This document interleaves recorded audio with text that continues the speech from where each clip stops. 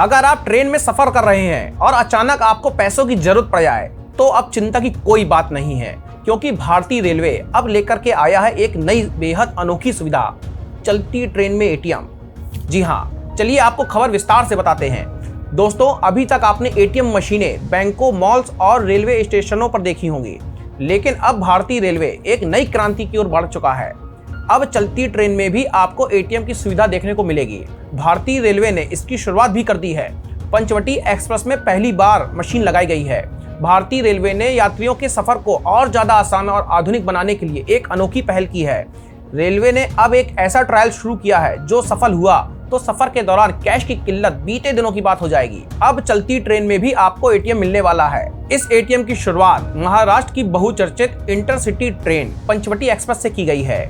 ये ट्रेन मुंबई के छत्रपति शिवाजी महाराज टर्मिनस से चल करके मनमाड जंक्शन तक रोजाना जाती है। इस ट्रायल के तहत पंचवटी एक्सप्रेस की एक ऐसी चेयर कार बोगी में एटीएम मशीन इंस्टॉल की गई है।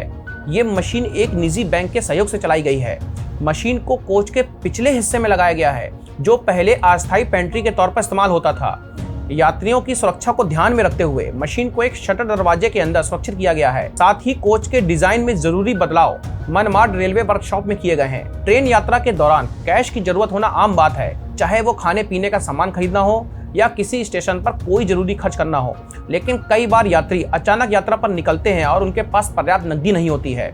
ऐसी स्थिति में चलती ट्रेन में एटीएम होना एक गेम चेंजर साबित हो सकता है। डिजिटल इंडिया की ओर रेलवे का एक ये और बड़ा कदम है। अगर यह प्रयोग सफल होता है तो जल्द ही कई ट्रेनों में आपको ऐसी सुविधाएं मिल सकती हैं, जहां आप टिकट तो बुक करेंगे मोबाइल से और कैश निकालेंगे ट्रेन के अंदर ही। तो अब ट्रेन में सफर करना और न सिर्फ आरामदायक होगा, बल्कि टेक्नोलॉजी भी आपका साथ देने के लिए तैयार है। रेलवे की ये कोशिश अगर रंग लाती है तो यह यात्रियों के लिए क्रांतिकारी बदलाव होगा।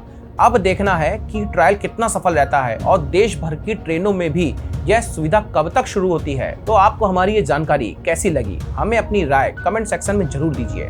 धन्यवाद।